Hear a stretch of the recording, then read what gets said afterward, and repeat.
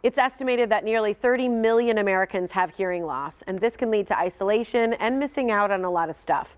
But where do you start to find the right hearing aid for yourself or for a loved one? Dr. Laurel Christensen joins us now because October is National Audiology Awareness Month, and she's got more information on making this life-changing decision. Good to see you, Laurel.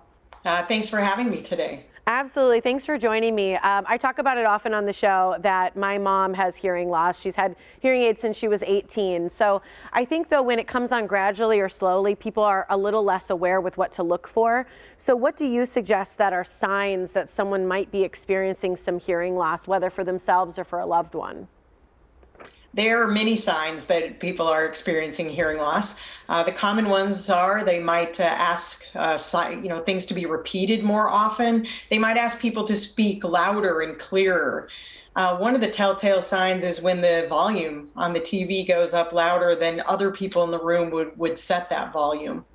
And then I always like to point out something that isn't as obvious, and that is that people with untreated hearing loss often withdraw from social situations. They may not schedule dates anymore to go with friends. They might be the first to leave a conversation. If there's people over at their house, they may go to another room and socially isolate themselves, because it can be hard when a lot of people are talking in that kind of background noise with untreated hearing loss to hear. And so we really don't want to do that. We want to make sure that the people aren't socially isolated like that. I love that you mentioned all those things. One of my best friends who's my age has hearing loss. She wears hearing aids now, and it was actually noticeable because I could never hear her. She thought she was talking so loud, but she was always so quiet. And so sometimes it's even that it's difficult to communicate. And why do you think there's such a stigma? Because there really is around people getting help for hearing loss. Yeah, I suppose it's not wanting to admit we're getting a little bit older. All of us will eventually lose some hearing as we age. It's just the natural aging process, the wear and tear on our ear. And it's really not just about hearing loss. It's about overall health and quality of life, because too many people are waiting too long to do something about their hearing. And there's a growing body of evidence that untreated hearing loss is associated with cognitive decline, with dementia, with a greater risk of falling, and depression and anxiety from that social isolation. So we really want people to do something about their hearing losses. And there really is no need for a stigma anymore. Hearing aids are small and cosmetic and really can help people in any environment that they go into. So we want to really encourage people to do something about their hearing losses. I'm on board. I encourage you as well, anybody who's having it. Talk about some of the tech advances, because I think they're pretty incredible.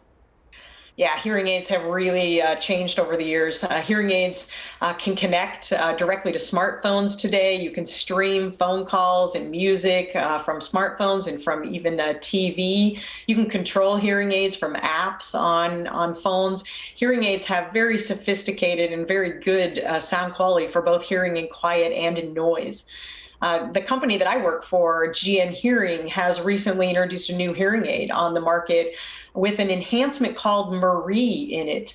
And what we're doing with that enhancement is taking advantage of the fact that every ear is different. Every ear is like a fingerprint. I have a ear that's a certain size and shape, and you have an ear that is a different size and shape. And you're used to listening with your ears, and I'm listening with my ears. And what we don't want to provide people is a processed sound quality in a hearing aid.